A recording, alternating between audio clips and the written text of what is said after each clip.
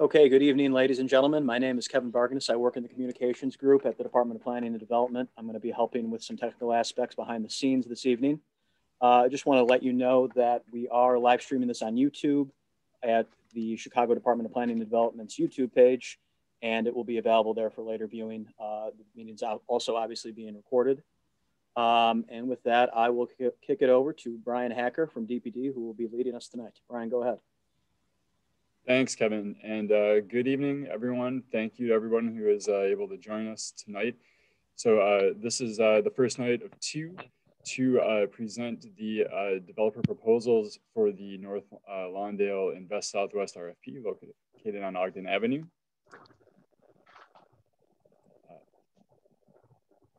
Our agenda tonight, we're going to have about 20 minutes to introduce the project and walk through what we've done so far in the RFP process. But the bulk of tonight is going to be devoted to the first 3 of 6 teams that responded to the North Lawndale RFP. The teams are just going in alphabetical order of their project name, and then we'll have 10 minutes at the end to just lay out what the next steps are for the process. And tomorrow night will be organized in a similar fashion. So just again, this is a continuation of a process that we started, nearly a year ago to redevelop a block on Ogden Avenue in North Lawndale, and heavily involve the community in this process and create a vision that is going to really cater to the community's priorities and needs. And speaking of the community, we've got Alderman Michael Scott here, and I'd like to ask him to jump in for a bit and say some introductory words to get us going. So without further ado, Alderman Scott, you're up. Thank you, Brian. Appreciate all your hard work on this effort. And I want to thank all of the presenters that are here this evening, as well as our moderator, Consuela, who has put a lot of work and time and effort in making sure that we have a cordial and expeditious process. And most of all, I want to thank all of the residents that are here today. As you know, I think it is really important for us to develop our community with a community voice. And that is what this process is about. A couple of years ago, when Commissioner Cox got into office, he came to me and said, hey, we want to do an RFP process where, we will cast a wide net and see how many people we can catch. And that was something that was new to me and to most aldermen. And it is something that I kind of pushed back on, but I am so very happy with the responses that we've gotten, not only from this, but from the Costner Roosevelt RFP that we put out a couple of months ago. Tonight, you will see 3 dynamic, awesome proposals that I think would benefit North Lawndale, respectively, each one of them. And it is going to be up to us as a community to choose which one would lead us into the future. So sit back, enjoy. Again, they are 3 dynamic, 3 interesting, 3 very charismatic proposals, if you will. And I look forward to engaging with you guys this evening to make sure that we pick the best one for our community. And with that, I'll turn it back over to Brian. Thanks a lot, Alderman. Yeah, agreed. We're also excited at the proposals that we received for this RFP, and we're really looking forward over at DPD here to share them with the community. So moving on to the next slide on what we're here for tonight and what to expect. You'll be meeting all of the development teams that responded to the RFP. You'll be learning about what they're proposing on this opportunity site, and you'll have an opportunity to ask questions and give your feedback on the proposal. So focusing in on kind of this middle part here for the slide on today's process, each team is going to have a half-hour block. Going to have a half-hour block that is an 8-minute video with 22 minutes of Q&A. And then at the end, we'll be discussing next steps. So, sorry, let me fix this here. All right, that's Yeah, a that's little better, Brian. Thank you. Sorry about that. I just got a second monitor at my computer. It's kind of throwing me off here. So anyhow, yeah, the bulk of tonight is going to be devoted to the developer presentations. Like I said, half-hour blocks for each, and we want to get through the kind of background here and really give them the floor tonight, as well as the community the floor to address questions to the teams. And that section of tonight will be led by our facilitator, Consuelo Brown, who has generously offered to work with us tonight. So instructions for the Q&A. Tonight, all of the questions that we'll be taking will be via text. So we have folks who have joined as panelists. You do not have the Q&A button, you have the chat box, but most folks who are on here tonight have the Q&A button. So please enter your questions in that button, and Consuelo will be reading them to the developer teams. On the DPD side, we will be also addressing some of these in the chat as well, just to try to keep this moving as much as possible and make sure everyone has their chance to get their questions and comments in. And like I said, if you have panelist status, you can unmute yourself, but we're just asking you to put your questions in the chat, just so the developers really have as much time as possible to address questions, because with 6 proposals, we've got a lot of ground to cover. After tonight, the answers to at least most of the questions, we may kind of combine some together, or if there's anything that is kind of inappropriate, may not include them, but we will be doing a Q&A that's posted on the DPD website. This will also be going out to all the folks who attended this meeting or have been registered for the meeting, as well as some other informational resources. And although if you're in this meeting right now, we recommend you use the Q&A. Questions can also be submitted to DPD over email at dpd@cityofchicago.org, if you have a follow-up question or anything like that. So we're going to touch on the RFP that was issued in November of 2020 to just give you a little bit of context for this project before I hand it over to Consuelo. This is the opportunity site here. So this is a block on the north side of Ogden Avenue, bounded by Trumbull on the west and Homan on the east. It's roughly an acre of land. It's appraised at $180,000, and it's made up of 7 parcels, 6 of which are city-owned. The other one that's privately owned, DPD has got an acquisition authority over. So the city technically has control over this site. To craft the RFP and give direction to potential respondents, we went through a involved community visioning process. DPD did a lot of background research looking at the 2018 North Lawndale Quality of Life Plan. We held a very large West Side kickoff meeting for the Invest Southwest initiative in January of last year. We hold monthly Invest Southwest roundtables that include community stakeholders and elected officials. We reached out individually to stakeholders and worked collaboratively with Alderman Scott, who's been a great partner in this process. We held a visioning workshop in collaboration with Studio Gang Architects, who provided us some different concepts for the site, and also did a kind of equivalent of a public meeting when we presented the project at the NLCCC quarterly meeting in November of 2020. So coming out of that process and all of the community feedback that we heard, we released the RFP for this site in November of 2020. As you can see in the images, it included renderings and site plan concepts that were based on community direction on land use and urban design. And then we also really reinforced what we heard from the community in some development priorities, which included commercial space that lifts up and supports local small businesses and entrepreneurs. We heard very strongly that we would like new retail amenities that are currently unavailable in North Lawndale, things like a grocery store, sit-down restaurant. There's also a desire for mixed income housing.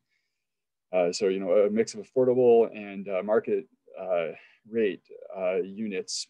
And then also heard that, a strong pedestrian presence along the block would be needed with, public plaza space and pedestrian safety improvements along Ogden Avenue.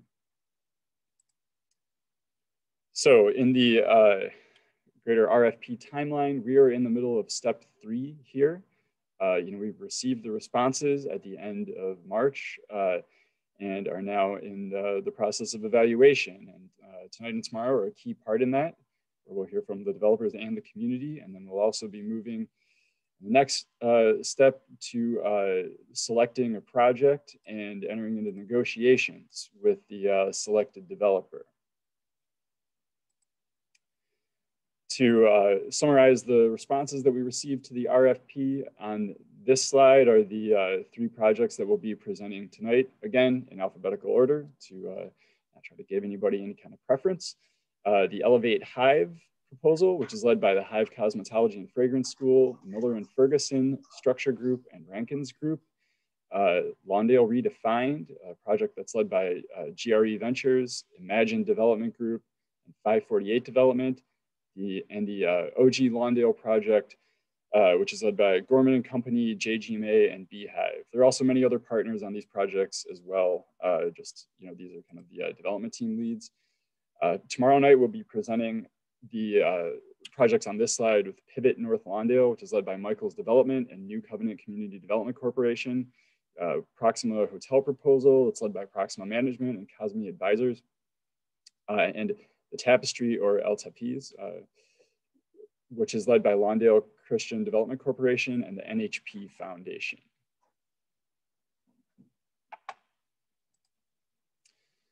Okay, what to keep in mind tonight while you're viewing these presentations and considering your questions and feedback. Think about your, these are suggestions, of course, your overall impression of each proposal that you're viewing here in the videos that are going to be shown. What excites you about these, and on the other side of the coin, what might concern you about these, or what issues do you have in mind? And number 3, this is something that we're going to take into consideration very strongly when we are in the evaluation process, but how do these projects address community wealth building? And the way that can be represented in the proposal is the involvement of minority-owned businesses in the development team, the promotion of local business development by including local businesses and retail spaces. Is there a plan for local hiring for the jobs that are going to be generated by this project? And how often in the past have these teams worked in the West Side? What's their experience there? And then also number 4, very appropriate thing, or a very important thing to consider, what is the competence of the development teams? What's their past experience? Is this a project that fits on the development site? Is it a project that's appropriate to North Lawndale? What are the land uses being proposed? Is the design taking into consideration the context? All these things. And then following tonight, how we'll be incorporating this feedback. So first of all, as I mentioned already, we'll be issuing a Q&A that goes out to all the registrants of this meeting that synthesizes what we've heard tonight. We'll also be in that follow-up issuing a online scorecard, which is similar to a community survey, which allows folks to rate the projects, based on what they've read about them, based on what they've heard here tonight and tomorrow night. We're also internally considering other ways that we can get the community voices involved in this evaluation process to make sure that this is a true partnership and collaboration between DPD and the community in North Lawndale. And then finally, in the selection and negotiation process, we can continue to take into consideration those community priorities and how they're reflected in the final development. What you're seeing here tonight in these proposals may not be the final vision of what goes in the ground if any of these is selected. We still have an opportunity to negotiate. So with that, I'm going to move to the developer presentation section of tonight, and I would like to introduce excellent Consuelo Brown. We're very happy to have here with us. I'm just going to go through her bio here. She's an executive coach and recovering philanthropist who serves as adjunct faculty member at Loyola and Dominican universities. She is a skilled facilitator, as you'll see, in formal and informal settings with a wide range of stakeholders, including grassroots leaders, staff of community-based organizations, elected officials, philanthropic and business leaders, as well as members of the clergy. And she has an extensive career that spanned the education, government, and nonprofit sectors for more than 35 years. And with that, I would like to hand it over to Consuela, who will discuss some of the ground rules for tonight. So Consuela, you're up. Thank you, Brian. Thank you for that lovely introduction. Hello, everybody. Good evening. Looking forward to a really great evening. I just wanted, before we get started, and so as a heads up to Team Beehive, if you can get ready, you'll be up very, very shortly. All right. So welcome to this community forum and presentation of 3 of 6 proposals.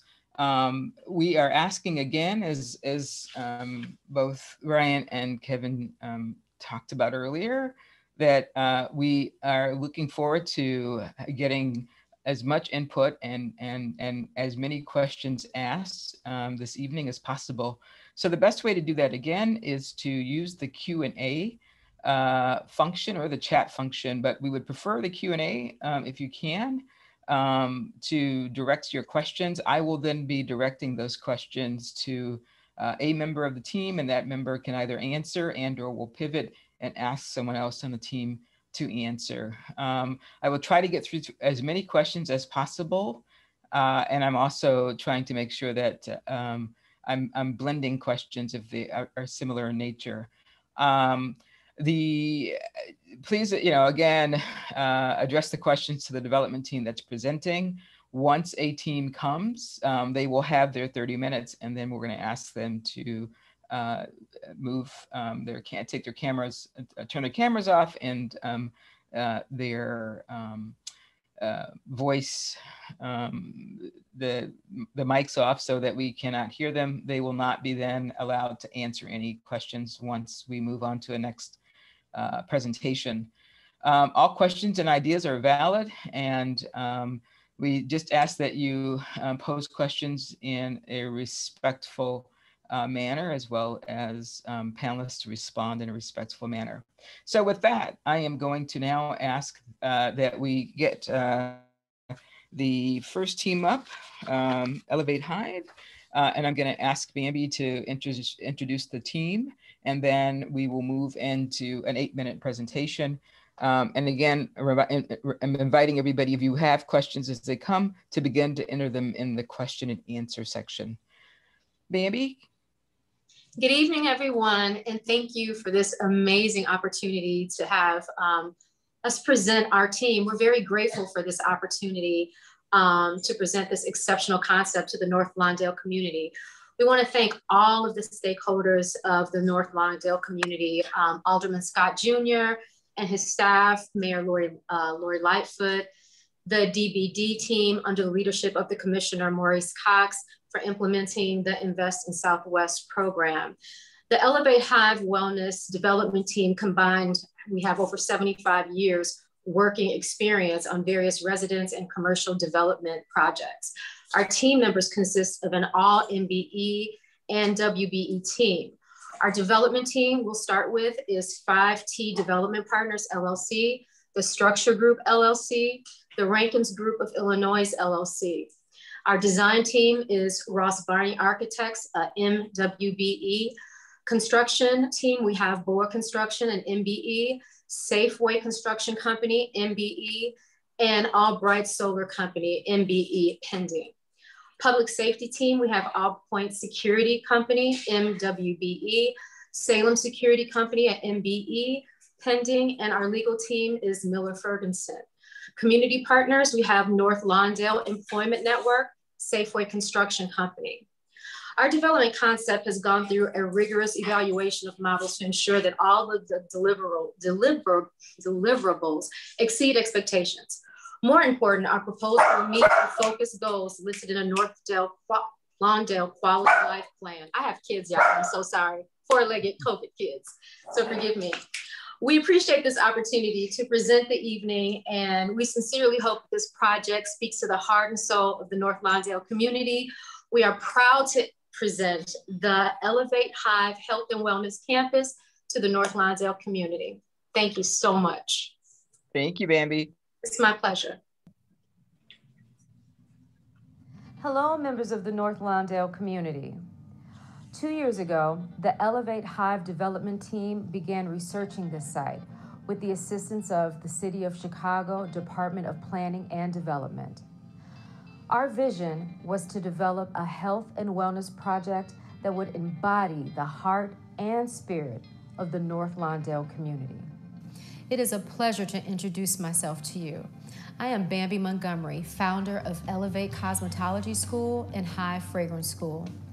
On behalf of the Elevate development team, we look forward to bringing this extraordinary project to serve you, the residents of the North Lawndale community. The Elevate Hive Health and Wellness Campus will meet and exceed your expectations. Our remarkable development team is building a project based upon the North Lawndale Community Quality Life Plan. My name is Donald Rankins, and I am excited to bring to you the Elevate Hive Health and Wellness Campus Development. Our development team is made up of 5T Development Partners, LLC, Structure Group, LLC, and the Wankins Group of Illinois, Inc. Our design team is Ross Barney Architecture. Construction team is Thor Construction, Safeway Construction. Public safety team, All Point Security Company, Solomon Security Company. Our legal team is Miller and Ferguson. And our community partner is North Lawndale Employment Network and Safeway Construction Company. We've put together something that is going to be unique for the community, and we look forward to working with each and every one of you. My name is Britt Savage, Principal, Structure Group, LLC, developer of Elevate Hive Health and Wellness Campus. Our tentative start date is September 7th, 2021, with a completion date of April 27, 2023. The Elevate Hive Health and Wellness Campus capital stack will consist of a total investment in the North Lawndale community of $52,773,592. Hello, I'm Carol Ross Barney. I'm the architect, and let me tell you, it's an honor to be working on this project. My studio has been working in Chicago for over 40 years. We've done some projects that maybe you know. We did the Riverwalk, for example, downtown. We've worked in the past in North Lawndale. Specifically, we worked on the Carol Robertson Center for the Lawndale Christian Development Corporation, which is just a few short blocks from our current site on Ogden. Because the site is challenging and because the site's important, being on Ogden, we looked at several strategies before deciding on the one that you see in front of you.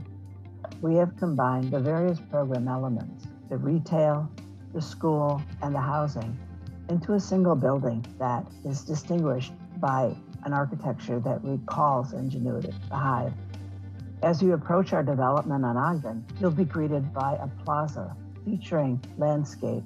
We've planned for convenient parking, both on street and on our site. Above the retail, on the second floor, we've located the school. This will also serve as a meeting place for North Lawndale and a place to showcase the products that are developed on this site.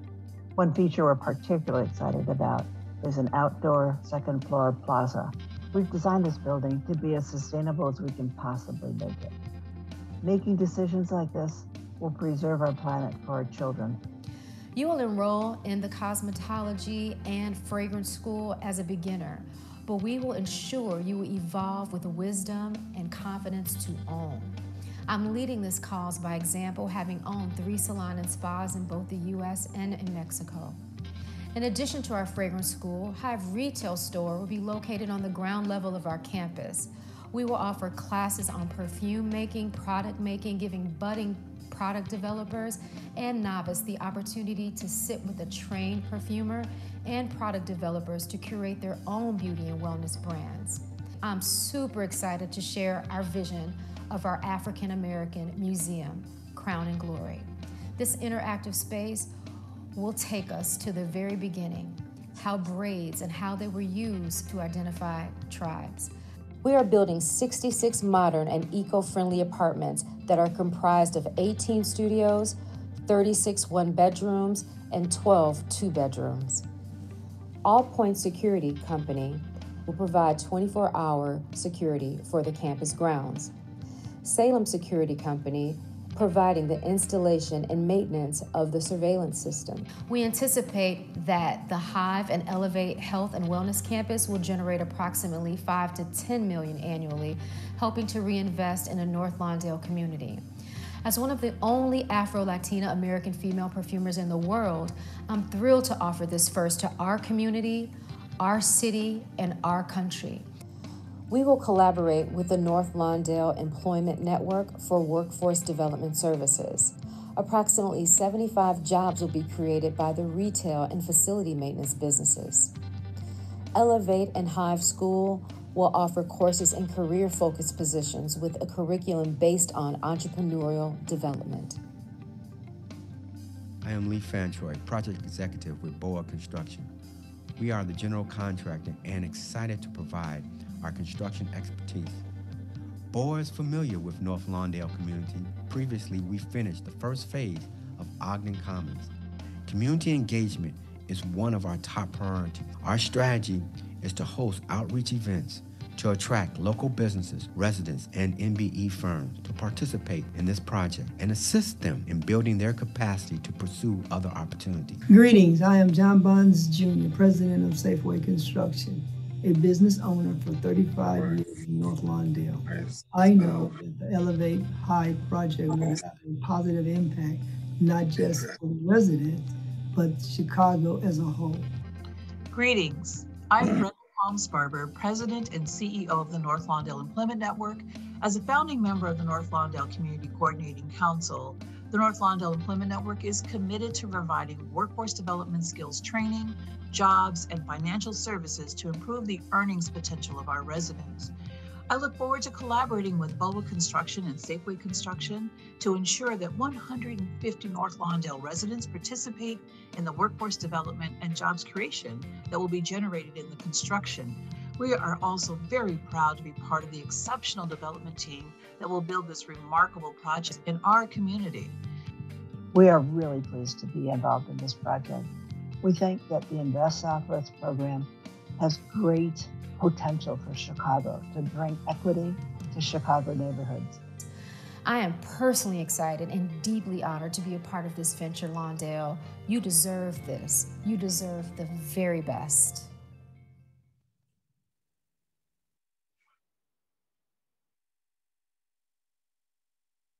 Excellent, thank you. So we're open now for questions. Again, if you want to direct those to the Q&A section, I will ask them. I don't see any, so I'll just start with a few that, okay, so we have one that ask, so maybe you can talk about the financing for the project first, and then I will follow up with this question. Okay, I want to turn it over to Greg Miller. Greg, are you on? I am. Go ahead. So the question is, I think, your financing. Right, the capital stack.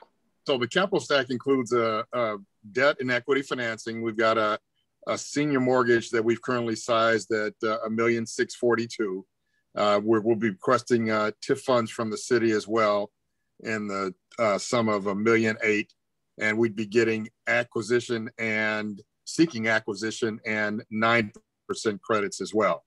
And then we're going to defer part of our developer fee as part of the capital stack. Thank you. Can we talk a little bit about how you anticipate the construction impacting the neighborhood, both in cost of perhaps increase in cost in housing and an increase in traffic to the facility? Lee, you want to take that? Is that more of a construction question, or what? Can you? I just, one of them just going to have to anticipate. The other is just perhaps in terms of design, how you're accommodating for traffic flow and parking. Okay, yeah, I'm gonna let the master take that. Carol Ross Barney. Carol, are you on? Yeah. Hi, Britt. Okay. I'm here. Thank you. Okay. I think there's someone who, I see the question is about rents. And there are a couple of things that probably need to be understood about this proposal that are really exciting to me.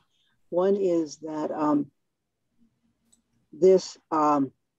one of the plans, the occupancy for the units, the reason there's so many studios is that we want to make the apartments available to students who are attending. So in a way, I think it'll have a good effect on rentals in the area because it'll provide clientele for our units while providing a moderately priced affordable housing. As far as the traffic studies go, we've looked at those in a preliminary fashion. And you can see that we have decided to keep the inner drive portion of Ogden. That is to accommodate retail traffic and to accommodate a slow traffic lane. We also are providing parking for residents and for shoppers underneath the building. You can sort of see it in this view. And those together will meet the parking requirements for the development. Thank you. And now there's a question, and I'm going to combine them. One question is how, and maybe we'll start with Bambi, how you see this project benefiting local residents. And in addition to that, how many members of your team are currently from North Lawndale or reside in the community? I'll let Britt answer, who's directly from the North Lawndale community. I've worked in North Lawndale community for years at Urban Circle as their communication director. And how I think it would benefit the community is for health and wellness. We will offer discounted services as far as hair services, spa services. Also, perfume has been used to help, aromatherapy perfume has been used to help with sleep deprivation, concentration, depression. So we will have a whole wellness center that will benefit the community. Brett? Also, I want to add that some of the benefits also will include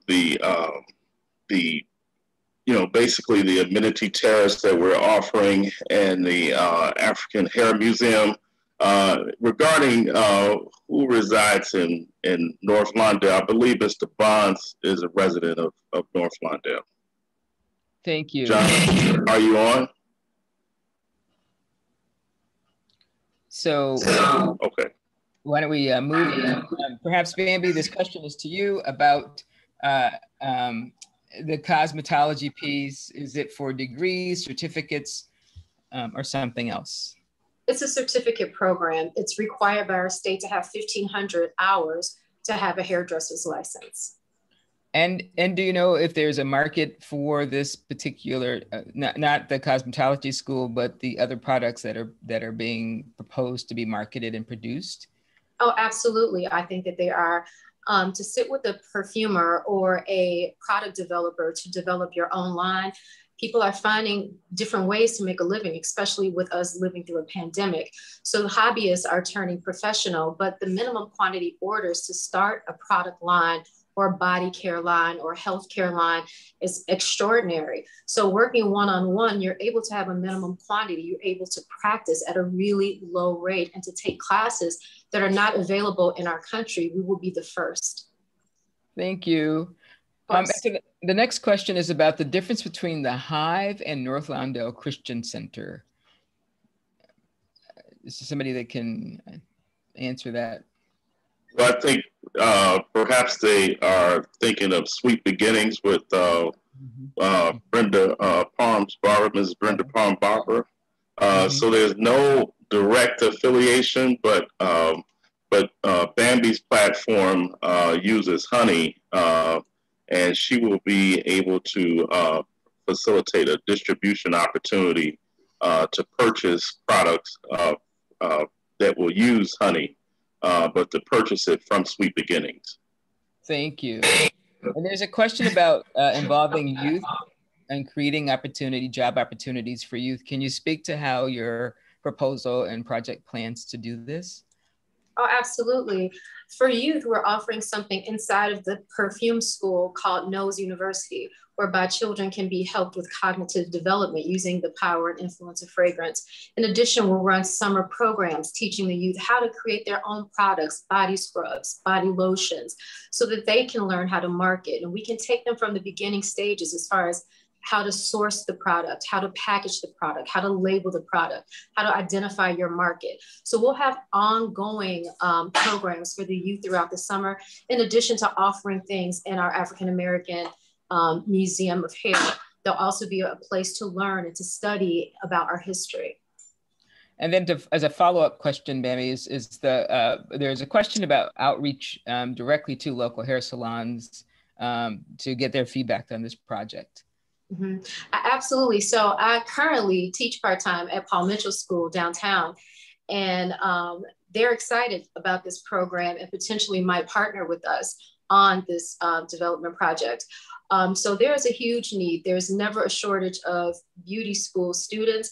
What we do see a shortage of is proficient owners and people that are able to have longevity in their careers, which I am hoping to facilitate with our school, is building more owners. And this campus or this her school is not just focused primarily on hair salons and barber salons. We're going to fulfill everything within the cosmetology space. So we just want to ensure that people understand that.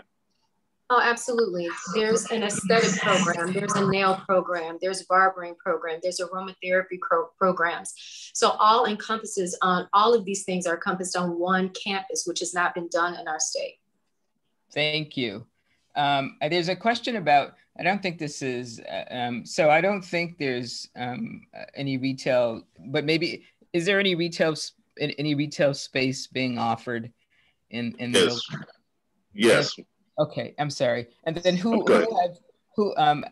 might be offering that? Have you reached out to, or are you sort of securing commitments from any particular businesses? At this point, we have not. We do offer 5 retail spaces.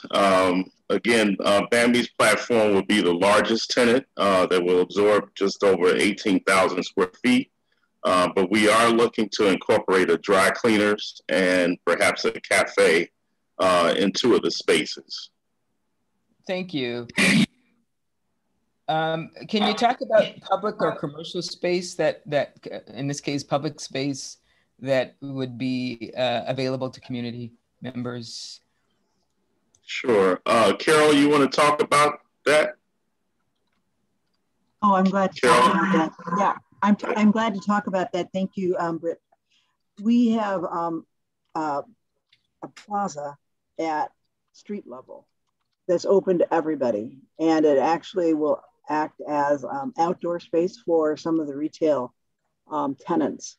We also have an additional public space that is part of the residences and the school that's opened up, that is located on the 2nd floor. So between those, there's lots of opportunity for outdoor activity and community gathering. In addition to that, Bambi talked about, if you're looking at the drawings now, so in the upper left-hand corner, you can see a space that we've been working on with Bambi as kind of like the jewel of the school. Bambi would like to turn it into a museum, but it also functions as a community space. Thank you. So there's a question again about, so I think there were 60 units of housing. Can you talk about the rents or for each, or what you're thinking about in the context of the 60 units? Sure. So we have 66 units of housing. Okay. Right. And so We have about 18 studios. Right now, we're looking at about $796 a month for the studios, about $853 per month for the 36 one-bedrooms, and about $1,050 for the 12 two-bedrooms. Thank you. There are two questions that have come through, and then we'll be wrapping up. So we'll take this.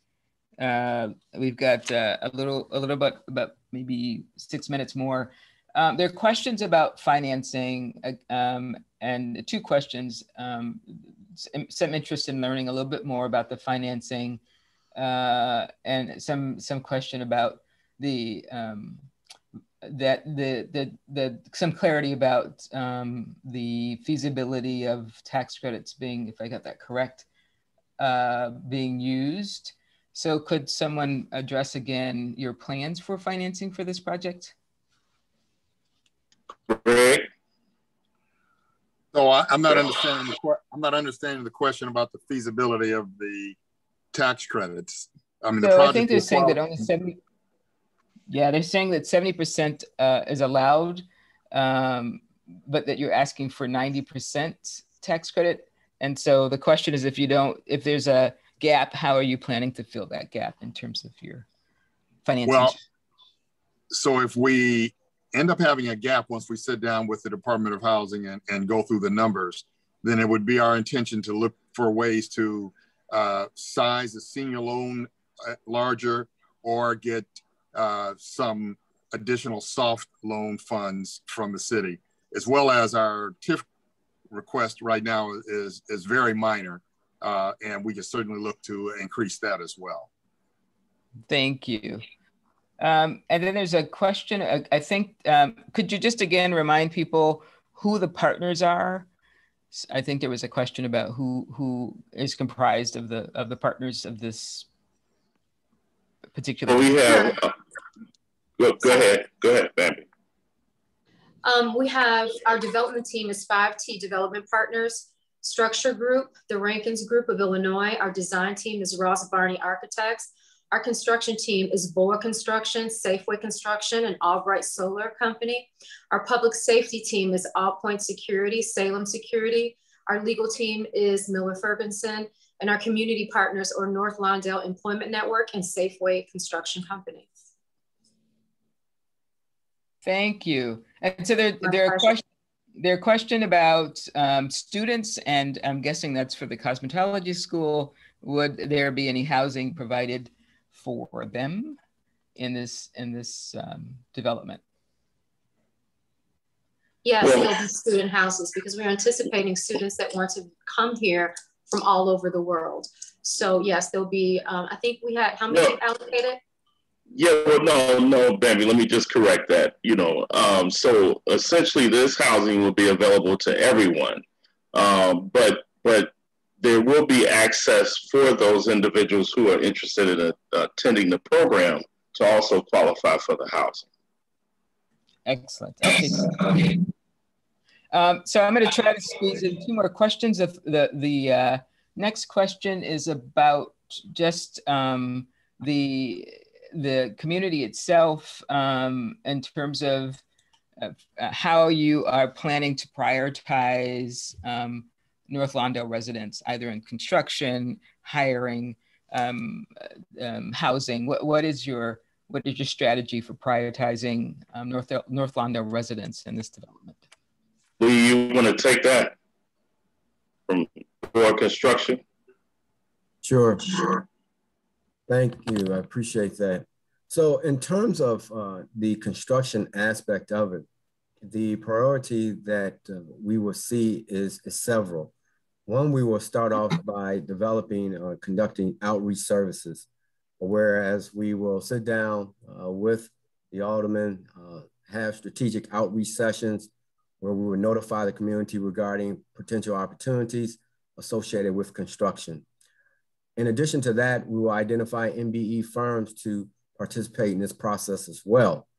In addition to that, we will follow up with the pre-bid as well. The purpose of our pre-bid meetings is to identify ways in which smaller businesses within the community that are trying to build capacity may have an opportunity to partner with larger businesses as well, construction companies. So all of this has been laid out in our overall strategy. And so there will be an ongoing process in terms of outreach efforts to garner as much support and participation within the community as possible. Outside of that, once we start construction, we have also implemented a strategy to reinvest in local businesses. So for those of you who are familiar with construction, where we have meetings, presentations within the community, we will be soliciting local businesses to provide, vendor services for food and also other products for office products as well. So we have a suite of opportunities to making sure that the community is engaged, not only from the labor standpoint, but also what we consider as the soft side of construction as well. Okay, sorry, I didn't mean to interrupt you. Yes. So the final question is just, can you all talk about your history of working together as a team? How did you come together? Have you worked on other projects together? Yes, well, we worked indirectly and directly. We did submit a proposal for the Austin RFP. Again, my history with Carol Ross Barney and her remarkable team goes back to the Carol Robertson Center. And then with Boa Construction, we just made that connection for the Invest Southwest program. But I think that we've all been able to just really recognize everybody's God-gifted potential and respect that, and bring that into fruition for the benefit of the people in the North Lawndale community. Excellent. Any last words? Got about a minute before we need to move to the next group. Like for Ms. Barber to speak on the community involvement. Before you go, Consuela, really quickly, I think in the chat, Britt or someone that was named Britt put that if there are any questions, they can direct us an email. Yes. I'd like everybody to direct those to DPD so that we have a record of everybody's questions and we can get answers to everybody and post them. So don't send them directly to that email, please. Send them to DPD. And Brian, if you can say that again. And then there was a question to you, Britt, when they were talking about Lawndale Christian, not North Lawndale Employment Network. Lawndale Christian is an agency that's down on the far west end of Ogden. It does a lot of social service and fitness and health and other social services. So the difference between you and that organization was the question. Okay. Well, yeah. Go ahead. I'm sorry, Ms. Brown. So we just have 1 minute. So if you could just answer that question, we're going to close and invite the next team to join us. Okay. Well, like I said, I'll just quickly say that one of the reasons that the North Lawndale Employment Network is excited about this partnership is that it is about training that leads to certification in the beauty industry. And we know that cosmetology, the entire realm is very profitable, and it also allows for people to not only work for someone, but to also launch their own businesses. And so we're excited about that as a community wealth building opportunity, in addition to just good jobs that will sustain individuals. That's it. Thank you. Thank you, Brenda. Thank you. Thank you, Team Elevate Hive. We thank you. And again, a reminder. Thank you. Thank you. So if you can now mute yourselves and turn off your cameras, I'd be most appreciative. Again, as a reminder, your question should be directed not to the developers directly, but to DPT at cityofchicago.org. So coming up next, we have Lawndale Redefined, and I'm going to ask Cornelius if you'd be so kind as to just give us an introduction to your team.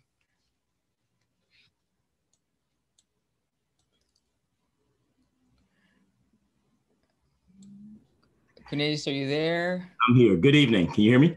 Yes. Outstanding. I'm Cornelius Griggs, the president of GRE and GMA Construction Group. Excited to be with you today. I have my partners with me on the development team, which is 548 Capital, ran by AJ Patton. And I have Tori Barrett with Imagine Development. Those are our development partners. On the construction side, you have GMA Construction Group and White Construction. And our community partners are Black Men United, located on the west side of Chicago, an organization that has been in the community in both the North Lawndale and Austin communities for a number of years, working closely with us. So we're excited to be with you today. Thank you. Thank you so much for that introduction. Now, if we will just have a showing of your video.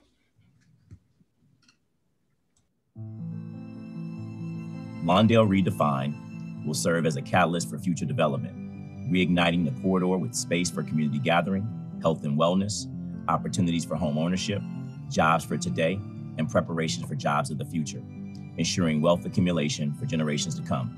We will reaffirm hope in our community through a development that celebrates the heritage, culture, and history of North Lawndale while also providing for a better tomorrow. Greetings.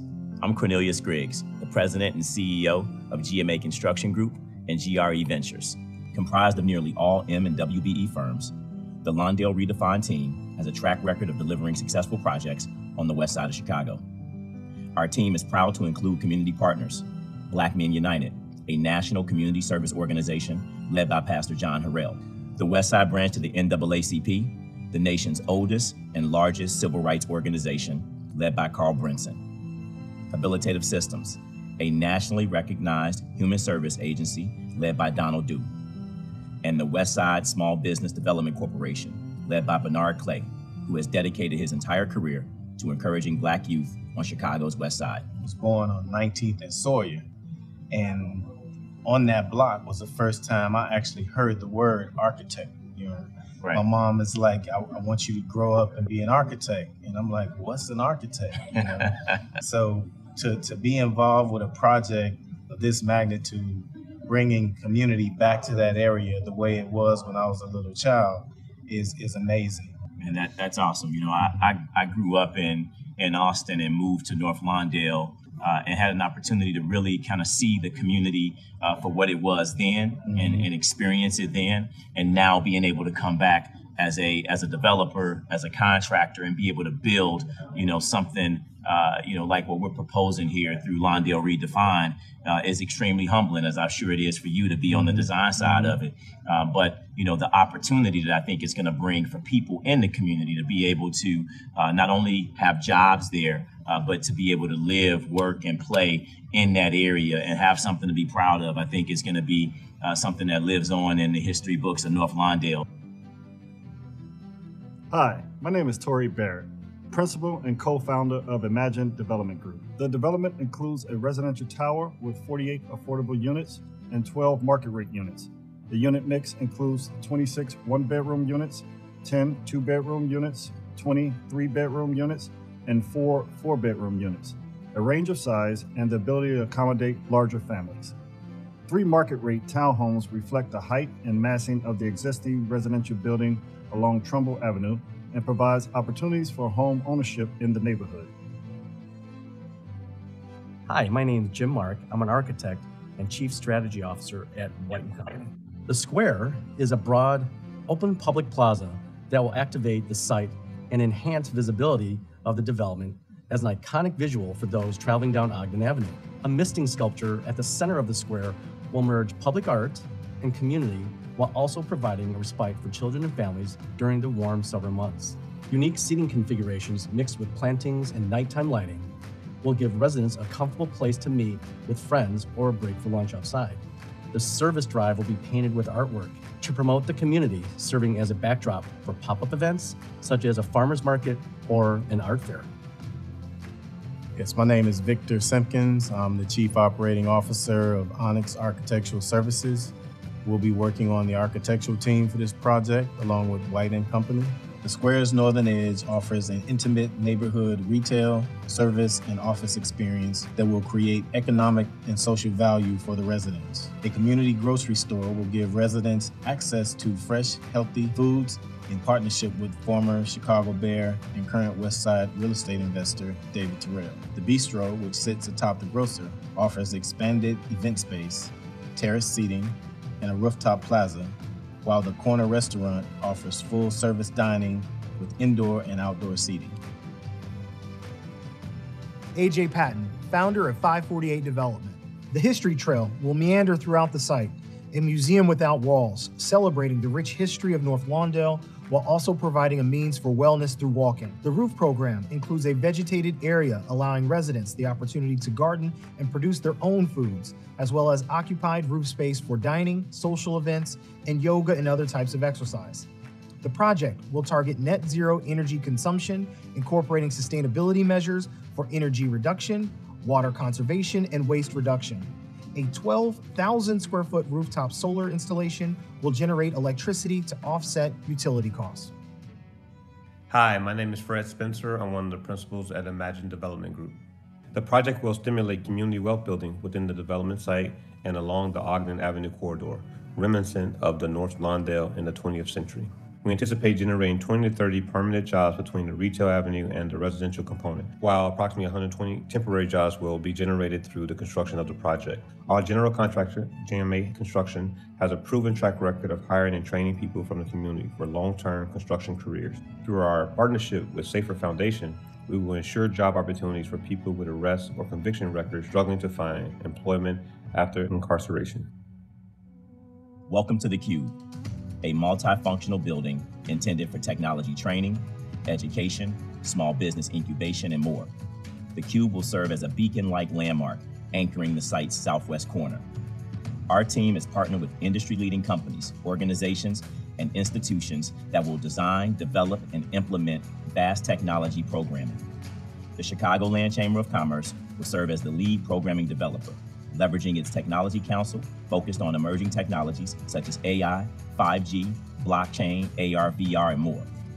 The Chamber will be assisted by JLM Abundant Life Center, led by Dr. Johnny Miller, with a proven track record of workforce development programs on the West Side.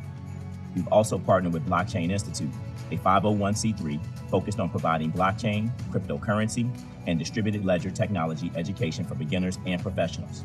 Millennium Solar, the largest minority-owned solar training program, will establish a local cohort of residents to participate in its solar training program. We also intend to partner with Honeywell, a multinational conglomerate, to leverage its internal technology training and education program, as well as the City Colleges of Chicago, Illinois' largest community college with extensive computer science and educational programs, seeking to establish a satellite campus in North Lawndale. The Cube will provide the greatest economic impact, allowing residents to launch living-wage careers and businesses in the technology sector. My name is Courtney Mitchell.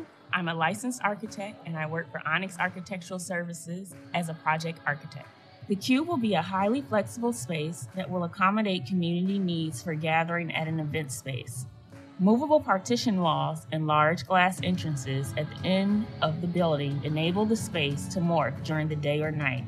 With the entrances open to the square, we envision an outdoor theater that will host movie premieres.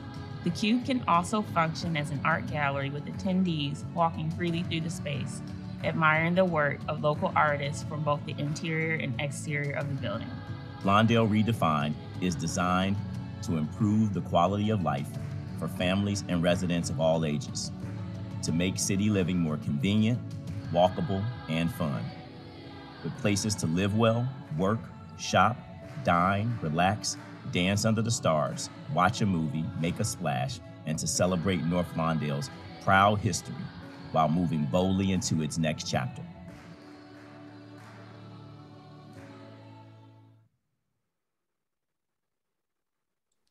Excellent. Thank you so much. So let's begin the questions. Right now we have one, which is if you could, Mr. Griggs, begin to talk about opportunities for the space to be used for winter entertainment.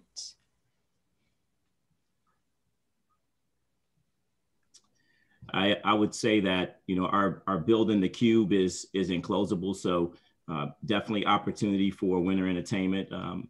Also, our restaurants are all indoor dining with the rooftop allows us to be, exterior in the summertime, but definitely ample opportunity for interior opportunities in the wintertime.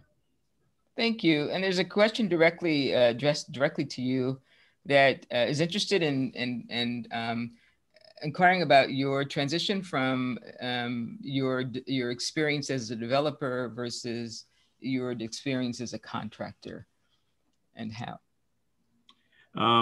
That's a great question. I won't take too long with that, but I think having the capability growing up on the west side of Chicago, in the Austin, North Lawndale, Cabrini Green communities, I think I've built a business that focuses on the west side of Chicago. We're right up the street on Roosevelt and Costner, or excuse me, Roosevelt in California, doing a 90-unit veteran studio for a safe haven. So that experience as a contractor over the last 18 years has led us has naturally progressed us into the development market. We understand what communities of color need. I understand it because I grew up in them my entire life, what they need in order to be able to survive. So Lawndale Redefined is an opportunity for us to show what we can put on the table for our communities to be able to survive.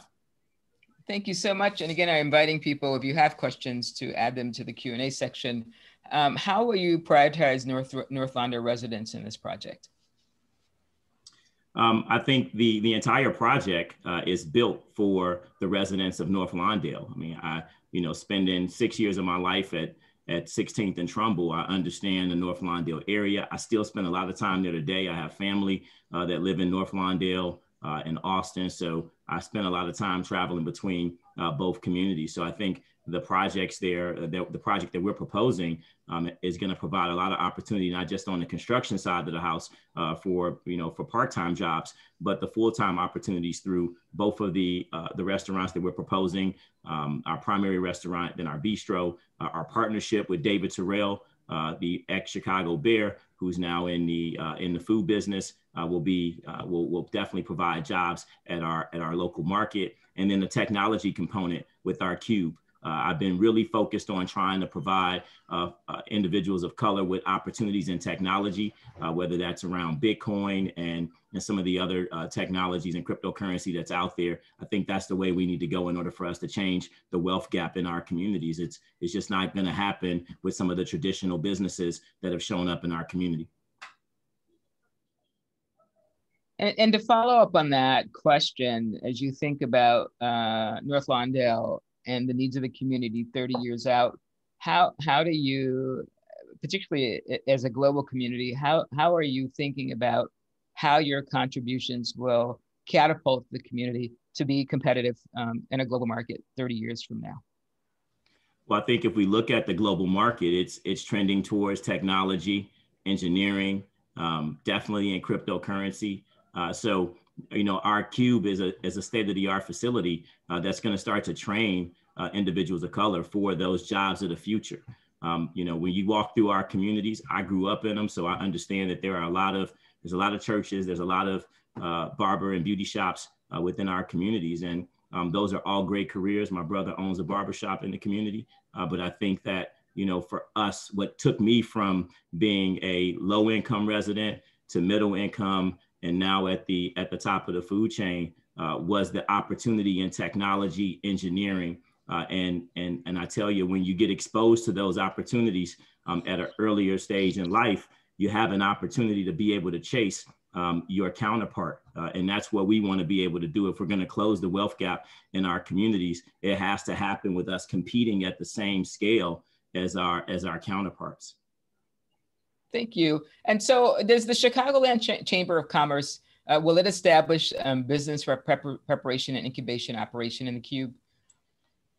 Yes, I mean, Chicagoland Chamber is a partner of GMA Construction Group. About 3 years ago, I was the first African-American to win the James Tyree Award, which was came with a $50,000 cash prize through the Chicagoland Chamber of Commerce.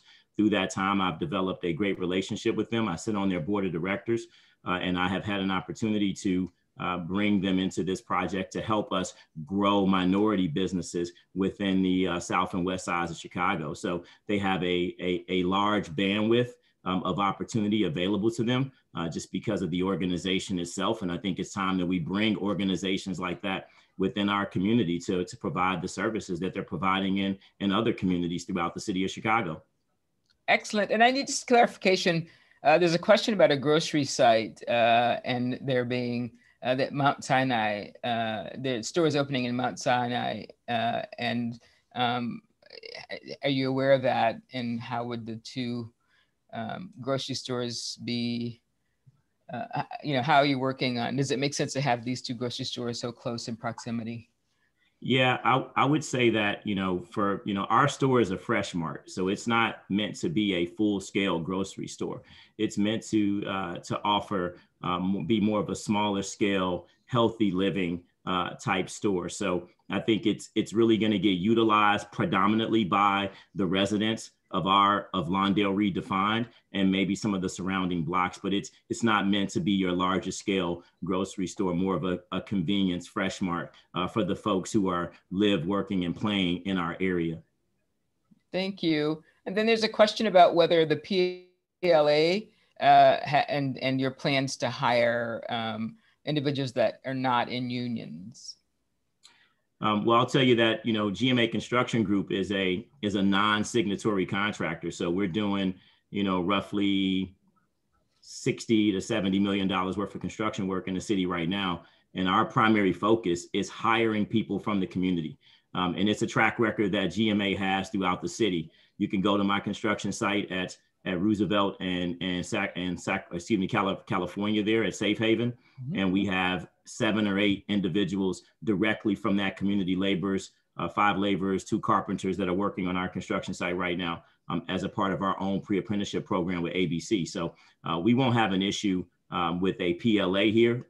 The beauty of it is I'm also in the development role. So as a developer, I get to control what types of agreements our project will have. And I can tell you right now, it's going to be a focus on the community, putting folks in the community to work. And we understand that the PLAs have traditionally, kept folks of African-American descent out of contracting. So we want to make sure that we are flexible. We're not against any PLA, but we're just for making sure folks from the community in North Lawndale have an opportunity first. Excellent, thank you. So there's a question about the units. Can you again remind us of what 48 units will be and how they might impact the rents in other parts of the neighborhood? Yeah, so we have 48 units, which is a mix of 1, 2, 3, and 4 bedrooms. And 60 units, 48 of them are affordable, 12 of them are market rate, and they're a mix of 1 through 4 bedrooms. We've tried to make sure that the mix is appropriate for the community. Of course, we wanted to offer a few 4-bedroom units simply because we want to make sure families have an opportunity to be able to occupy the building as well. One of the other components that we've added is a for sale component, which I am a proponent of making sure or ensuring that folks from communities that I grew up in have an opportunity for home ownership. So we've started kind of a cycle of, we have 3 new townhomes that we're going to be building on the site as well, that we hope will spawn a development that will continue to move north along the site, where we can start to pick up more townhomes as folks start to purchase and buy, and really try to redevelop the entire area in almost a 1 mile or 2 mile radius. Excellent. And this may be for the architect. There's a question about the public park spaces. Could the team talk about the maintenance and management of all the public spaces on the ground and on the rooftops? Yeah, I'll bring in Jim Marks from White Architecture to just talk about the building itself and the public spaces, and then we have Tori Barrett from our development team, who's also overseeing the retail component and the management of that. So I'll turn it over to Jim.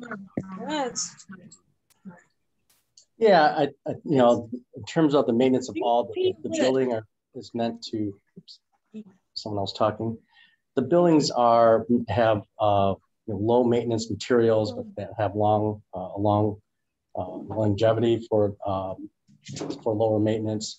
As it pertains to the public and park space, we plan to use low maintenance landscaping, but something that's more native species or hybrid species, so they will thrive in our climate and not use invasive materials. As it relates to the plaza itself, you've probably seen some misting sculptures around, and the site design who designed this have done this very successfully throughout the city. So the intent is to have, at least from the materials point of view, to be low maintenance. Thank you.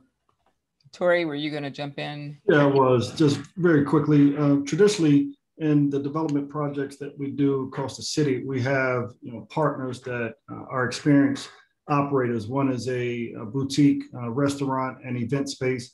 The other is a nonprofit sporting goods store that resells sporting goods to local schools and nonprofits at a huge discount.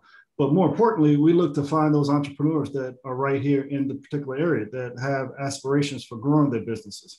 And then we partner them with seasoned business owners to help make sure that their businesses are successful. So we look forward to identifying those individuals that's right there in the community that we can help grow their business. And I don't know if this is for Jim or Tori or the exterior space, is there going to be any available for residents exclusively? Yeah, I'll let Jim tackle it. He did a great job in his team with the design of the exterior space and really incorporated all of the ideas that we brought to the table about ensuring that the community had a place where they could meet, gather, and play along with the residents as well. Jim? Yeah, and for the actual units themselves, there is an exercise area and there's an area up on the roof that's really exclusively for them to use. And we did explore the idea on that second floor area where on the roof where that would be more exclusive for the residents, which it's also activated because, as you can see in the bistro and the restaurant, the public people could be up on top of those areas. So the idea is to activate on that second floor roof area, but there is a couple areas that are exclusive for the residents. And Consuelo, if I could just add one more thing. Yes. I saw a couple of questions in the previous presentation around just involvement with youth. And I know that's a huge concern in this part of the city of Chicago. Our nonprofit partner that is partnering with us on this particular project has their delegate agency for the city of Chicago. And they also have employment opportunities for hundreds of youth during the high crime times and during the summer. And so we plan to bring those summer jobs and some of those seasonal jobs to the youth in this particular area as well. Thank you. There's a question about just stormwater management. Could someone address what those plans are to address stormwater management issues? Well, I can jump in. The projects we've done throughout the city, typically we look at underground storage, probably within the actual landscape areas if they're rain gardens, which will help control and manage, as well as the roof. The green roofs will help manage stormwater. So that's something we still have to evaluate what the best option is for the site, but we have done it successfully through many other projects throughout the city. I also think it's important to as we talk about stormwater management, I want to bring in, if I quickly can, bring in AJ just to really talk about some of the work that he's doing around solar and how we've incorporated that into our project as well. I think that kind of all ties to the energy efficiency aspect of it. So AJ, one of our development partners, can you jump in here? Yes, absolutely. Thank you, Cornelius. So we spent a couple hours this morning, Jim's team and Vic's team, talking about the strategy around energy efficiency. What's our plans for targeting net zero for the cube and potentially passive house certification for the residential portion of the project, and how this will all kind of thematically go together for the neighborhood. And I know Consuela mentioned what's our projections for the next 30 years. And I think one variable of this is bringing those technologies and implementing them specifically for this target, for this neighborhood and for this project, And that's going to allow us to project for the next 30 years, is getting us on the front edge of these technologies. And so Jim and I we spent an hour plus this morning strategizing about how these projects kind of work together in these different systems and how they work for a carbon-free Chicago. So thank you, Cornelius, for that. Thank you, AJ. We're at 4 minutes. There are about 3 more questions, so I'll try to get to them. In the continuum, I know we talked about young people. On the other spectrum, is there some consideration for seniors in your residential configuration?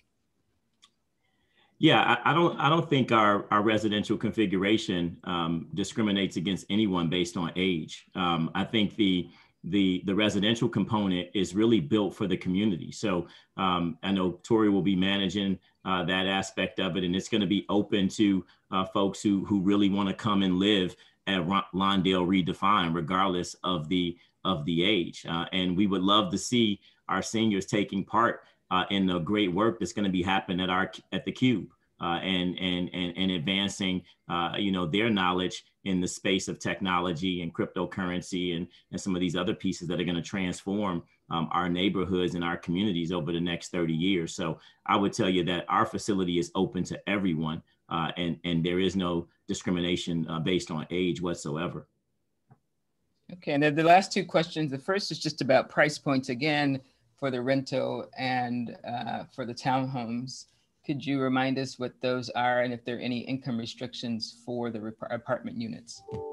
Yeah, the range starts at 1 bedroom starting at $850 a month up to a 4-bedroom that's roughly $1,750 a month. So it ranges anywhere in between there. Again, we have 48 affordable units, and we're going to have 12 of those be market rate units, because we understand just through our meetings with folks within the community and talks with the Alderman office, we wanted to make sure we had a mixed income area that incorporated both market rate tenants and also low income tenants as well. As we all know, we're all a part of these deals. All the developers on the call understand that in order for us to be able to get the funding that we need from a LIHTC perspective, we have to have the affordable mix in there as well. So. And there's a question about whether there's any retail or commercial tenants identified. At the moment, we've really Tori can speak to to the restaurateurs that we're going to have on the within the facility, but we've definitely identified Terrell's Mart that will run our Fresh Mart. David Terrell will be running the Fresh Mart that'll be there. But as far as the bistro and the main restaurant that we have there and the other locations, we've really left those open for us to have an opportunity to engage with the community. So Tori, I'll let you speak to that. Yeah, I would just say that we do have 2 retailers that again follow us with other projects that we've done in the past. They have a 15, 20-year track record of being successful in that space. But we really like to identify local entrepreneurs that have aspirations for growing. So yes, we do have some identified, but they are definitely willing to work with local entrepreneurs right there in that particular area to help them grow their capacity. Thank you. So we are at the 7:20 mark almost. So I'm going to ask, and first of all, I want to thank Chris Griggs and his team for Lawndale Redefined. We are going to move on to the next group. If you want to take a minute, and if you have any final closing statement, please make it now. And if not, then we'll just move on to. Yeah, I would say thank everyone. Thank the alderman, the mayor's office, the commissioner for allowing us an opportunity to be able to present today. Our team is a fully led minority team that, and with myself growing up in the community, which is extremely passionate about this particular project and within this cycle of Invest Southwest, which is why we focused only on this particular project and this particular site, because it was important for me growing up in this community to make sure that we bring something strong back to the community that folks will be able to participate in and be a part of over the next 30 years. So we're extremely excited. Thank you for your time, and we appreciate it. Thank you. Okay, so we're going to move on in a minute to the final presentation this evening, which is OG Lawndale. I'm going to ask Mr. Lucas to get us started. Again, as a reminder for the two teams prior, if you can mute yourselves and take yourselves off of camera, that would be great. There is, and then if you have questions, you can direct them to dpd@cityofchicago.org. And again, if you have a question, if you can direct those to the Q&A, and if you cannot, somehow you're struggling to get your question answered in the Q&A, you can plug it into the chat, and I will try to get to as quickly as possible. So, Mr. Lucas, if you would please introduce, if you're there, if you could introduce us to your team. Yes, thank you. Good evening, everybody. We're Team OG Lawndale, and joining me tonight is Juan Moreno from JGMA, Ron Kluwer from Gorman & Company, and Melvin Henley from Project and Construction Leaders, also known as PAC Leaders. And I'll give it over to Juan so he can present our video for tonight. Thank you. Oh, I'll be taking care of the video. Okay. Great, thank you. Yep. So with that, let's play the video. If we can.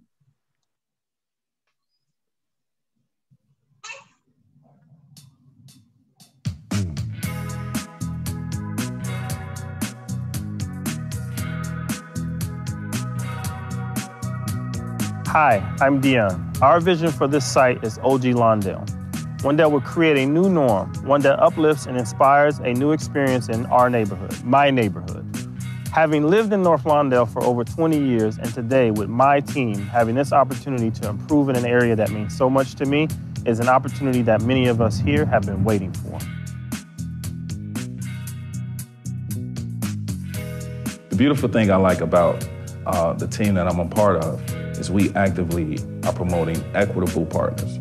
And so when you think about that, that's the difference right there with so many other entities and firms and developments out there.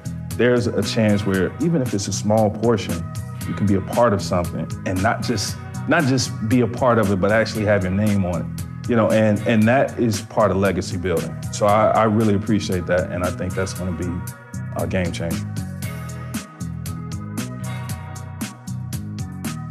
And so the one thing we pride ourselves on is being able to step into projects that perhaps other people would walk away from and do the hard work. And so Dion explained it, and I'm like, we could do that. And so the only thing we needed to make sure is, could we have good design and time? And Juan stepped in, and he's like, I already got the design. So it was a pretty easy decision to say, yes, we want to join this team. One of the things that I want people to understand is that in terms of a sense of place, Ogden Avenue is one of the most unique thoroughfares in our city. It's, first of all, it's just incredibly wide. And I think there's the opportunity to capture some of that within the site and say, let's give this back to the people. Let's not plant buildings there, that let's create this kind of plaza in front of the building that says, come here. No barriers. You're welcoming people. Not a defense mechanism, but it says clearly, come here. And I think the idea of activating the street with human beings and retail and just sheer activity, and let the community invent some programs. You know, sometimes it's up to us as the architects to provide that canvas and let the community create. And I think that's what we've done. So I think the opportunity is there for when you go by this piece of Ogden Avenue to have this kind of magnetic reaction that's going to pull you in.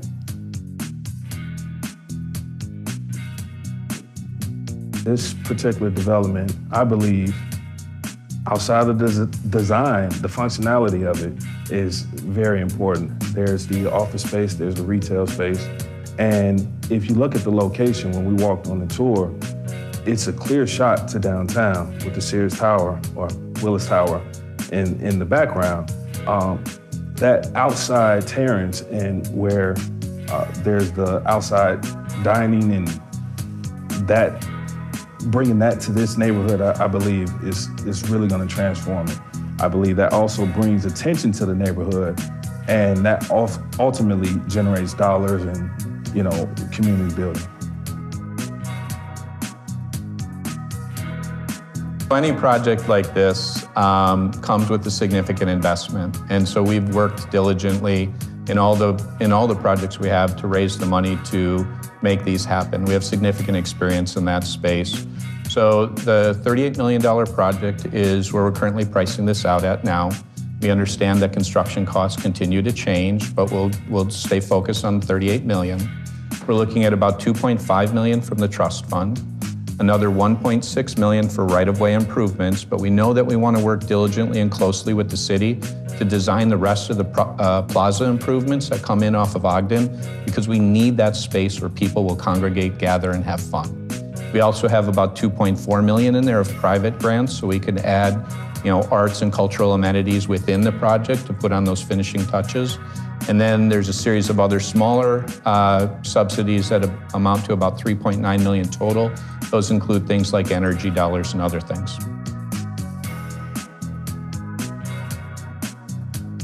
Often we get asked the question, like, how did we come together as a group? And, these pursuits require a development partner. They're not just an architectural pursuit. And I reached out to Dion and I asked him the question, how do we pursue this? And you start talking to people, creating a strategy. But Dion always told me, you need to talk to Ron. You need to meet Ron. You're going to find out that you guys really get along. And I think, one, we have to give credit where credit is due. The choreographer of this team is Dion Lucas. There's no other way to look at it. He's the most humble man, quite possibly, that I have ever met. And we'll never say that on camera. But he is the reason we're all together, because he wants nothing but the best for his neighborhood. And I think this team, interestingly, looking back, was meant to come together for this project, because the feelings about the building, the approach to the design, approach to a capital stack, all of that come from everybody coming together, knowing that there's something more important here than just us. But it has to come back to Dion because he's a visionary. Yeah. So, as a member of our community, OG Lawndale is something that is very personal to me. It's a chance to discover what is possible together. Please choose us, a local voice, to lead the project at OG Lawndale.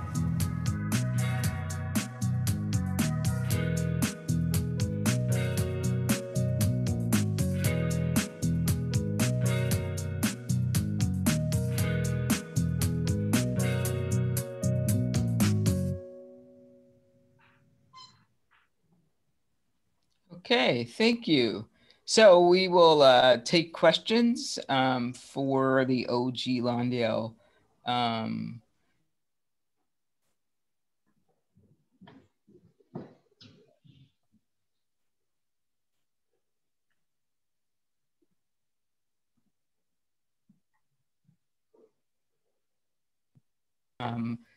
For those of you that are designated as a panelist, you also have the option of using the chat. So why the name OG? I'll take that one. This is Dion Lucas. OG is short for Ogden. So it's really just paying homage to the Boulevard Ogden Lawndale project. And then, so I'm waiting for, I don't have, so there's a question about why you left North Lawndale, and also outside of Dion, have any of you spent any physical time in Lawndale talking to businesses and residents about getting their input and opinions for this project? So I'll take that. I'll answer the latter question first as far as talking to residents. Yeah, we have a very close relationship I have a very close relationship, and a lot of our teammates do as well. Growing up in Lawndale, coming back from college and pursuing design, I stay connected. I have all of my family is there, and we have a lot of resources that revolves around, just the nucleus of our family. As far as businesses go, I talk to business owners and business leaders there all the time. I have a very close relationship with the majority of the operational business leaders in the community. And then our relationship with small businesses is growing. It's not as strong as we would like, but it's definitely something that we're pursuing aggressively as we do more work in the community. Why did I leave North Lawndale? I think, that's probably one of those questions where you say that someone left because they weren't comfortable or there was nothing there for them, but mine's the direct opposite. I literally grew up 2 blocks from this site. I went to Holland School of the Arts before it was North Lawndale College Prep. I attended elementary school across the bridge at Leif Erikson and went to Westinghouse. So my lineage and heritage in North Lawndale is very strong. I still have cousins and friends that are still in the area, including my father and a few others. I didn't leave North Lawndale. North Lawndale promoted me to a high level of education and knowledge gaining that enabled me to share that with you coming back to this community. So to say that you left, I think it's a counterintuitive statement to say that I was groomed from this community to do something greater as a benefit to it is probably greater. Thank you. And so can we turn ourselves back to the proposal? And can you talk a little bit, Dion, about what's actually in the building? I see that there are 6 floors. Can you talk about what you envision on each of these floors and the broader structure? Sure, I'll hand it off to our miraculous architect, Juan Moreno, to field that question. Thank you, Dion, and good evening, everybody. I think, the discussion about what's in the building really starts more on a macro level about just a sense of place for North Lawndale. And we often talk about reminding people that this part of Ogden is the alpha of the Route 66, and that this is an unbelievable opportunity, not just to connect downtown with the neighborhood, but let's think broader about connecting this with the entire United States. And I think there is a nostalgia about Route 66. There's an iconography about it. And I think there's a sense of this beautiful movement, not to mention that this was a bustling area, one of the most thriving business districts. And this is about not just respecting that past, but saying, now's the time to get it back. And so those emotions are definitely felt in the building design, so that we have essentially 2 buildings. One that's a residential building, the other is an office building. The ground floor is all retail. But I think as you look at the language, this isn't a strategy where you say, oh, this one looks more like an office building, or there you can dissect the affordable housing and the market rate. No, there's such a holistic quality about this that doesn't matter if you're in a market rate or in affordable housing, it's about dignity and make people feel equal. And these opportunities to say, like when you look at the plaza on the outside, this welcomes community residents, the people that are gonna work there, but also there needs to be a more introspective and I think very personal courtyard space. So you see that even in this image to the left, kind of the donut hole, the idea that you can have truly private space that's outdoor areas. And then I think, it was said earlier that this site has this wonderful connection to our downtown. And I think this design also explores that opportunity for the people that live here to really feel connected to our city. And sometimes that occurs visually. So I think that is definitely a strategy approach in the design. Thank you. And could you speak to what you're intending in terms of how many residential units, what you're thinking about in terms of accommodating retail? Ron, you want to take the numbers? Sure. Thank you. Thank you again, everybody. So what we've looked at on these 2 buildings collectively is about 100,000 square feet of residential and retail commercial space. They're generally divided about 50,000 square foot each. The residential component would be comprised of 50 mixed income units that range from 1 bedrooms, 20 of them total, to 22 bedrooms and 10 3-bedroom apartments. So we would have 50 living spaces. And as Juan said, there's private living space, private gathering space for our residents within the residential, but then there's also the public spaces. So we bring people together. On the office and retail side, we have not programmed this space as of yet. We believe that this is a great opportunity to leverage the work the city has done in its outreach within the neighborhood and really look to the outer, the perimeter of the community and the greater North Lawndale community to say, how may we best use this? What are the types of restaurants you may want? And then what are the types of businesses we can help incubate here? Because the other piece of this is there is pop-up retail in that front plaza. So we're able to do things like food truck festivals or cart festivals and art festivals within the confines of the building, but also within the public space outside. So we see this as an opportunity to continue to grow the vision. So it's not ours, but it's our community's. Thank you. There's just a question about if you, and perhaps we'll start with Dion, if you could use one word to describe North Lawndale, what would it be? And then how is that reflected in the proposal that you've put forward, or your team? For me, North Lawndale is resilient. So just growing up, you just experience a lot of things in the community, like North Lawndale's just surrounding areas. And one thing that I've noticed amongst friends, family, and others is just the resiliency. You know, we talk about bringing resources to community and identifying people and spaces that represent us. And a lot of times that it's already there, right? The people that we're searching for, the resources that we're searching for are there. They just need to be highlighted. And I think resiliency is one of those things where we're not trying to come into North Lawndale as if we're unfamiliar and we don't know what's happening. And part of the allure of our team is that we're open and honest about what we're trying to do and bringing more folks to the table to understand that this is more than just a development project that, you know, 4 institutions are trying to launch, but it's a community engagement strategy that makes sense from just a lineage and legacy standpoint. Thank you. And so there isn't right now currently any plans for the commercial space. Could you share a little bit more about how you arrived at construction cost and how are you ensuring that the commercial space will succeed? So I'll touch a little bit on the commercial and the retail, and then I'll hand it over to Ron to fill out the gaps.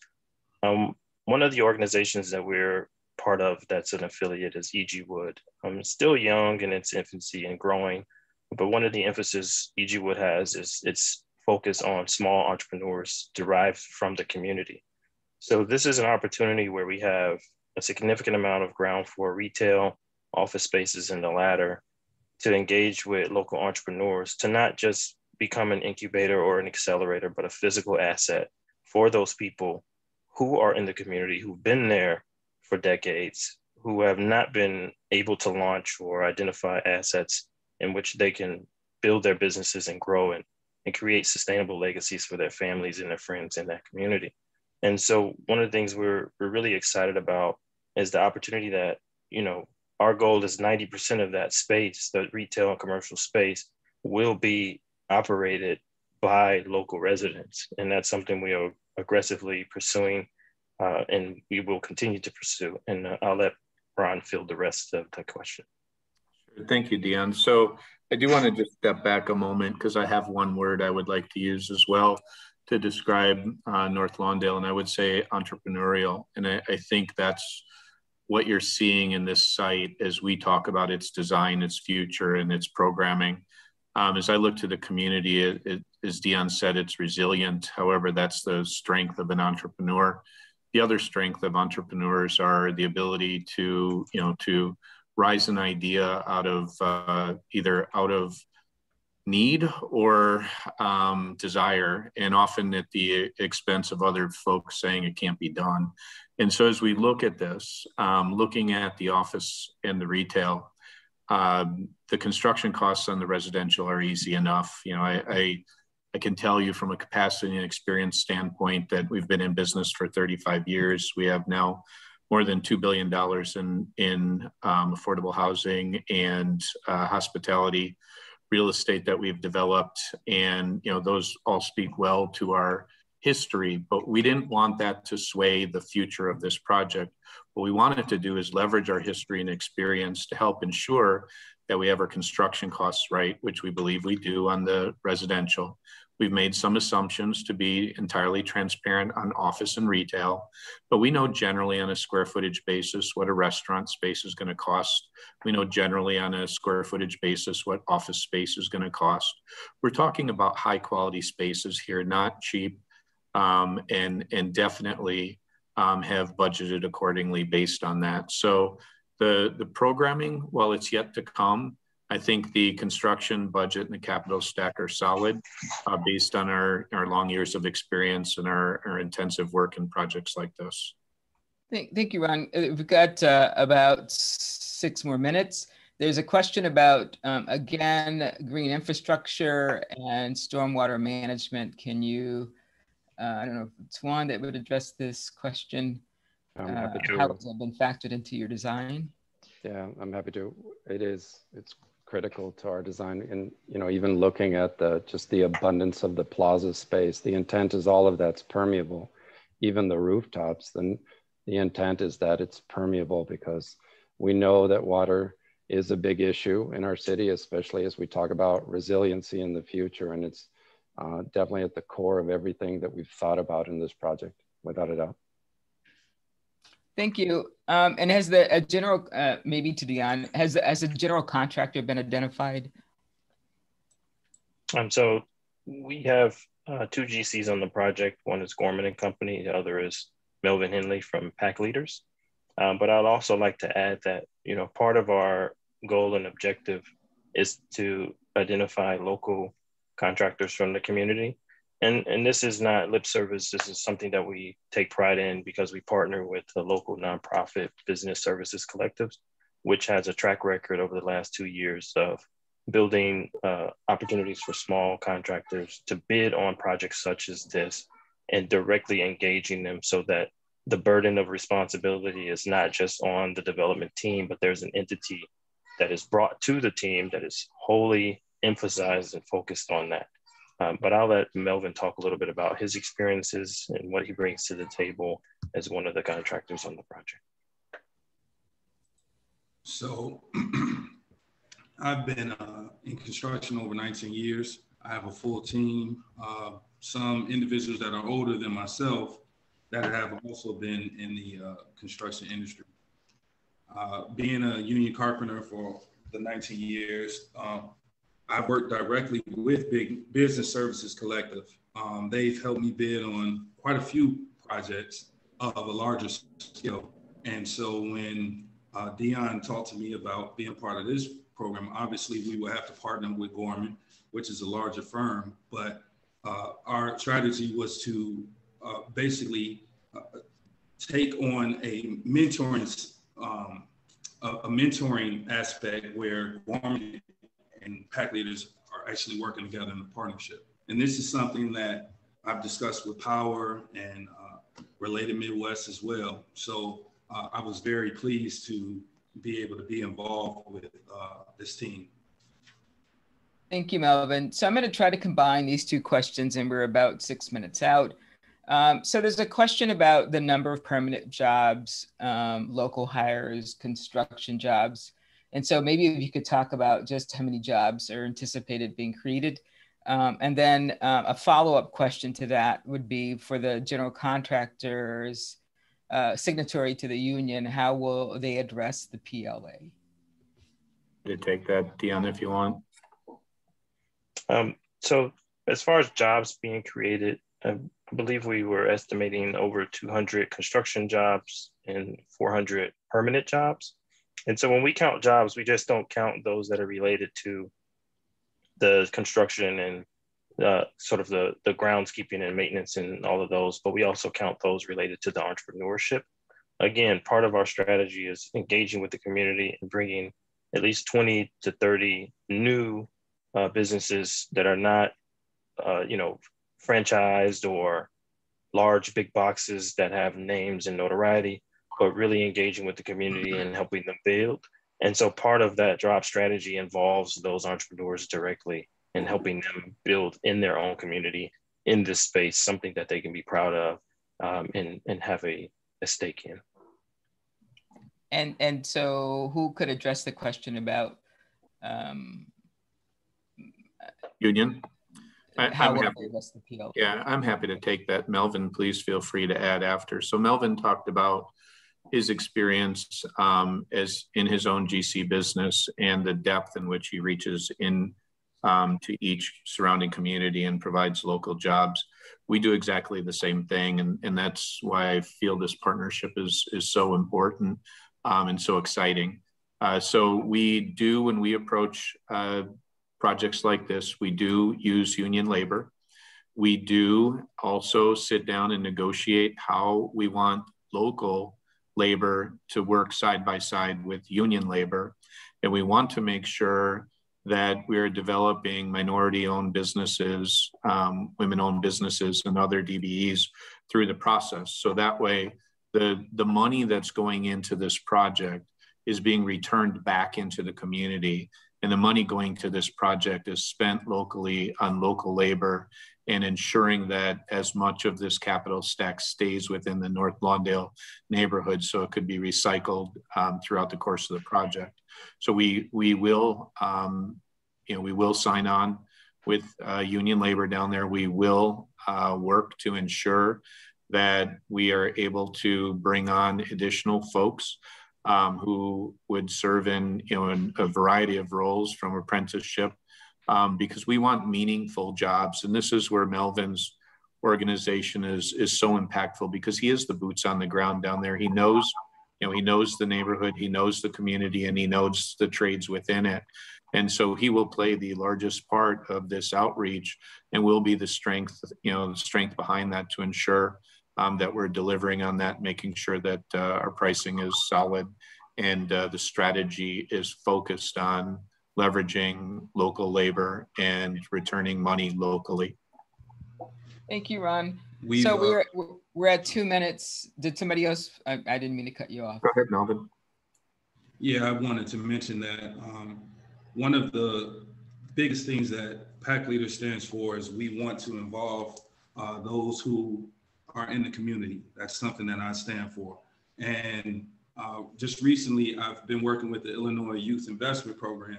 And so we will also be able to involve those participants in that to be able to be hired by either PAC leaders directly or by Gorman or by another local firm that will also be able to be a part of the community, because that's something that I've always wanted to be. I always talk about the story where as a union carpenter, I was driving out to Elgin to work when I lived on the south side, and my fellow coworkers were coming from Elgin to work on the south side, and I was wondering why I couldn't work in my own community. But that's something that now I'm trying to make sure that we're a part of as PAC leaders, as an organization, to get those that actually live in the community to work in the community. And Melvin, on that note, and then this is the last, so I'll ask you this last question and then invite Dion to close.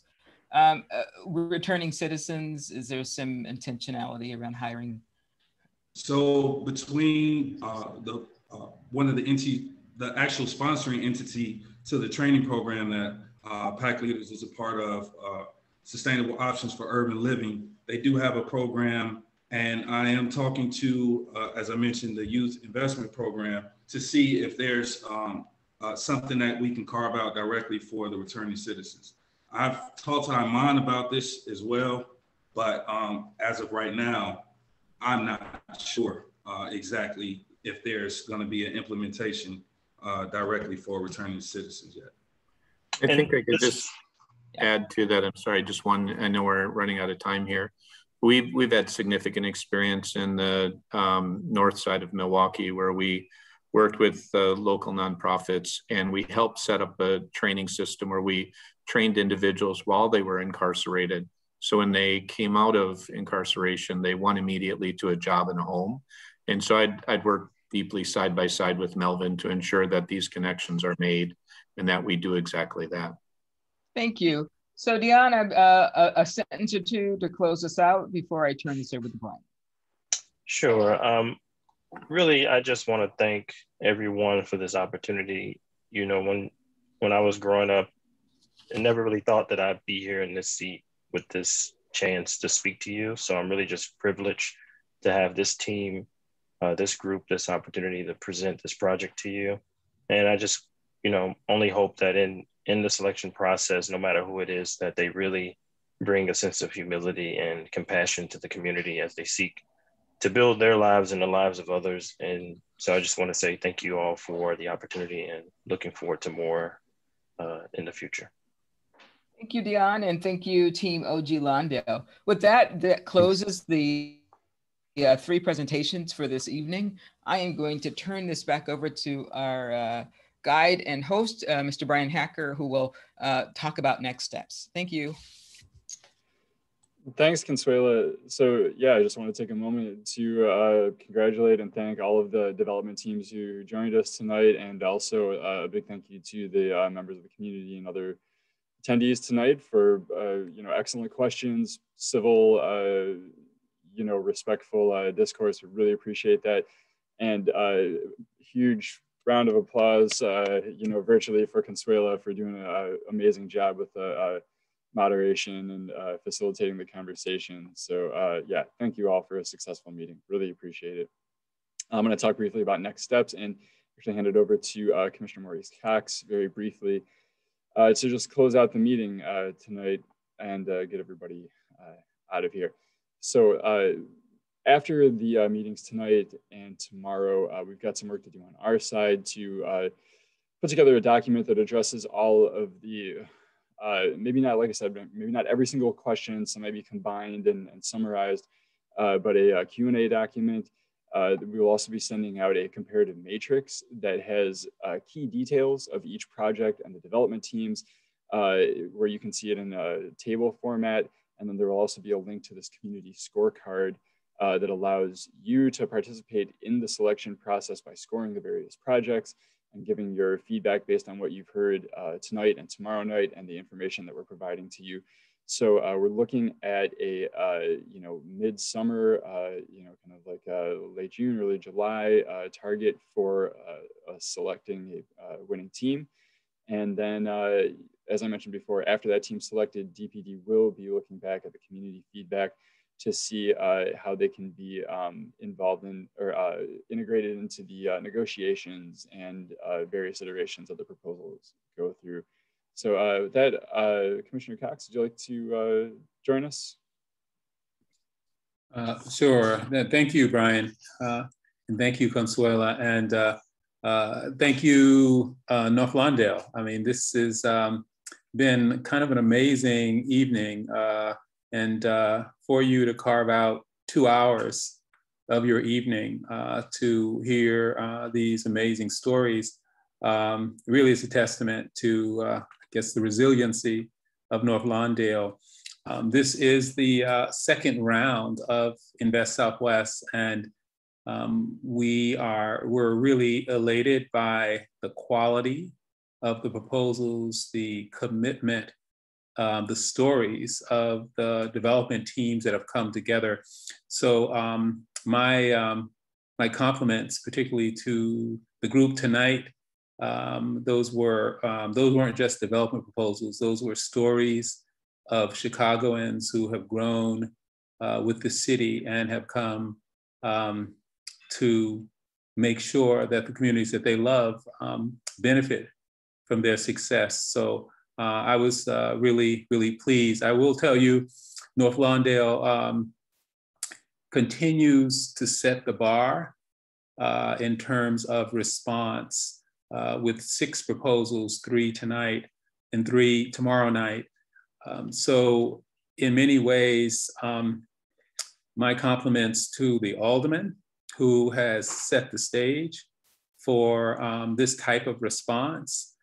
And it speaks volumes to the kind of readiness, not just of the community, but of also the aldermen and the city to make something extraordinary happen. And when the mayor first challenged us to find a strategy to rebuild the South and West Side, she placed her bet, and I think she placed a very smart bet, and we're starting to see the results of that.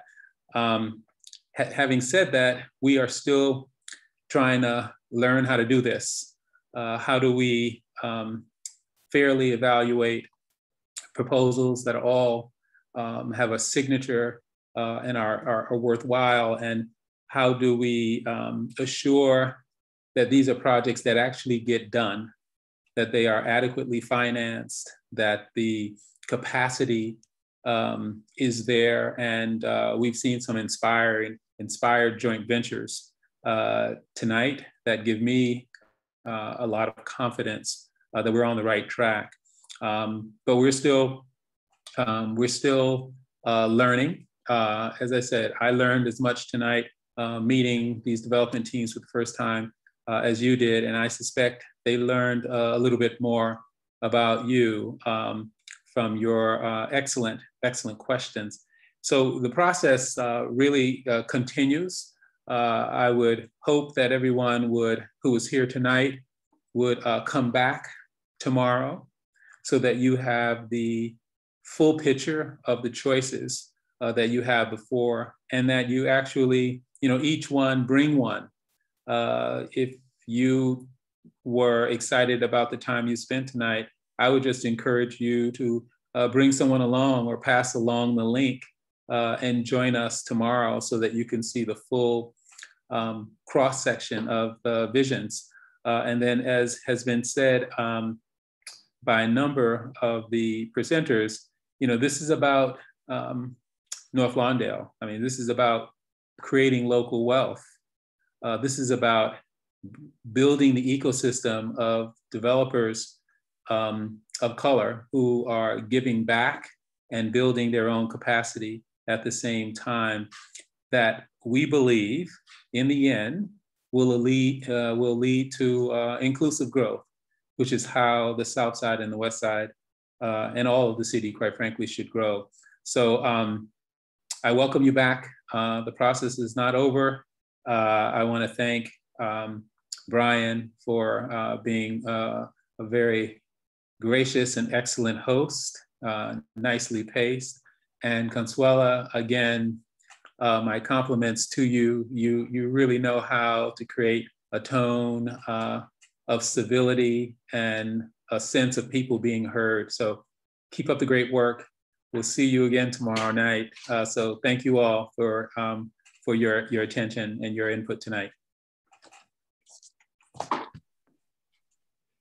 Thanks so much, Maurice. Again, I'll let everybody go. And I just want to say one final housekeeping matter, that the link you used tonight, you can also use for tomorrow night to join. So no need to register again or anything else like that. And yeah, again, bravo to everyone in the North Lawndale teams and the community here. And looking forward to tomorrow night as well. We'll let you off 1 minute early. Thanks, Brian. Great job. Thanks, Brian. Thanks, Consuela, for your great work. Thank you. Thank you, everybody. Thank you, everybody. Good evening. Good evening.